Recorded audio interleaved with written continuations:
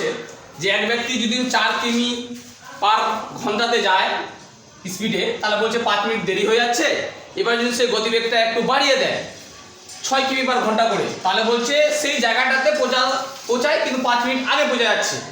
এইরকম অঙ্ক যদি না আসে আমাদের ক্ষেত্রে, হ্যাঁ মন দিয়ে শোনো, কি স্পিডটা যদি কম থাকছে তখন দেখ দেরিতে পৌঁছাচ্ছে, আবার যখন স্পিডটা বাড়ায় দিচ্ছে তখন আবার 5 মিনিট আগে পৌঁছাচ্ছে। এইরকম অঙ্কের ক্ষেত্রে কিছুই না, আগে যা দেওয়া আছে গতিবেগটা লিখে নিলাম, কারণ আমরা জানি গতিবেগের সাথে সম্পর্কটা সুন্দরভাবে আমরা জানি। মন দিয়ে দেখো, এদিকে থাকা সবাই। হ্যাঁ, তো এটা দুটা গতিবেগ আছে, ওই জন্য আমি 2 ধরনের গাড়ি ধরে নেব। প্রথম গতিবেগ প্রথম ধরে নিতে পারিস, আর একটা কি ধরে নেব, দ্বিতীয়। বুঝে যাচ্ছে সবার? তা প্রথমে গতিবেগটা কত ছিল? 4, তাহলে এখানে 4 লিখলাম স্যার। পরে গতিবেগটা কত ছিল? 6। তাহলে বল সময়টা কিরকম হবে রে? 6, 4, এদের ডিফারেন্সটা কত ইউনিট? 2 ইউনিট। এই 2 ইউনিটের মান তোকে অলরেডি বলে দিচ্ছে। দেখ যে স্যার যদি 4-এ যাই তখন আমার 5 মিনিট দেরি হচ্ছে, কিন্তু আমি 6-এ স্পিডে যাই তাহলে আমার 5 মিনিট আমি আগে পৌঁছাচ্ছি। তাহলে সময়টার ডিফারেন্সটা কত? এদিকে 5, এদিকে 5 মিনিট দেরি হয়ে যাচ্ছে। আবার যদি স্পিডে যাই তাহলে 5 মিনিট আমার আগে পৌঁছে যাচ্ছি। তাহলে কত সময় ডিফারেন্স হচ্ছে? 10 মিনিট, কারণ এদিকে 5 আর এদিকে 5, 10। তাহলে এই 2 ইউনিটের মানে হলো 10, কারণ এটা হলো সময়। এখানে সময়ের পার্থক্য কত ইউনিট? 2 ইউনিট। আবার বইয়ের মাধ্যমে 5 মিনিট দেরি আর 5 মিনিট আগে পৌঁছাচ্ছে, তার জন্য সময়ের পার্থক্য হয়ে গেল 10। তাহলে এখানে 2 ইউনিটের মান হলো 10। তাহলে বলতো 1 ইউনিটের মান কত?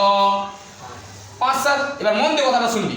আমাকে বলছে দূরত্ব, এই জায়গাটার মধ্যে কতটা রাস্তা ছিল সেটাই। তাহলে এবার আমি যে কোনো একজনের মান বার করতে হবে, হয় প্রথম বার করতে পারিস অথবা দ্বিতীয়। তো আমি দ্বিতীয়টা বার করছি।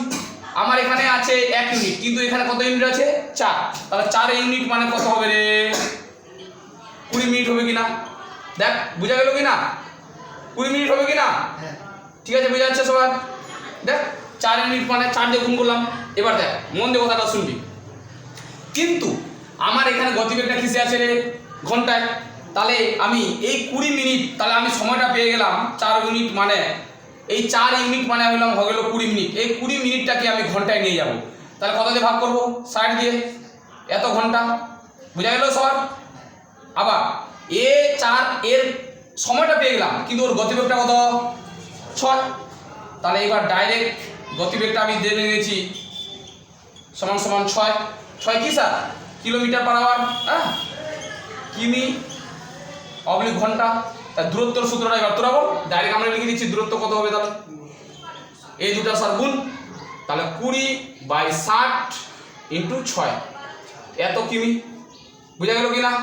এবার 6.7, 10 দুগুণা 20, তাহলে সমান দূরত্বটা কত কিমি? 2 কিমি। বুঝা গেল সবার?